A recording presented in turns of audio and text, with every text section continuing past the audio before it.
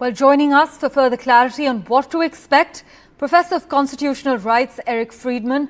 Thank you so much, Professor, for making time for us and joining us on NDTV. Take us through the implications of the verdict. We know it's the first ever case of a president being convicted. Well, it is certainly the case that it's the first time ever that a former president has been convicted of criminal conduct. The path ahead is partly legal and partly political. The legal appeals will drag out for some time. The political effects in terms of how the voters are impressed, we're going to have to wait and see. But from a legal perspective, it actually is a good day for the rule of law.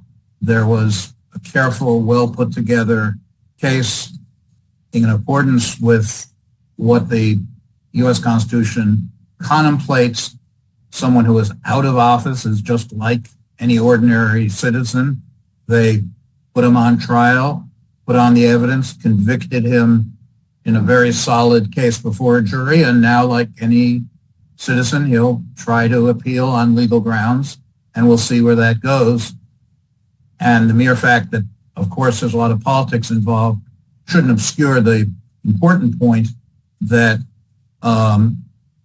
there's nothing special about being a former president. The whole idea is you return to your role as a private citizen and are accountable in that way. Well, we will know more on the 11th of July when the sentence will be announced. But Professor, do you see Donald Trump going to jail? No, that's highly improbable, just based on, again, treating him like any other person convicted of these same charges with no criminal record. It would be well beyond the normal expectation and range for him to actually go to jail. We'll know more on July 11th when sentence will be pronounced, but the district attorney may not seek an incarceration sentence, probably won't.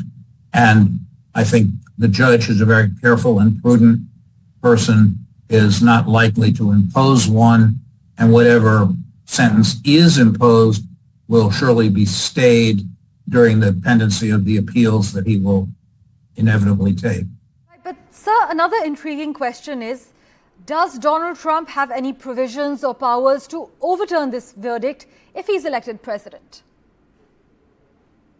No, he does not. One of the beauties of a federal system is, in fact, that this state conviction is beyond anything he can do about if he should become president of the United States. The president of the United States does not have pardon power over a state conviction, does not have prosecutorial control over it in any way.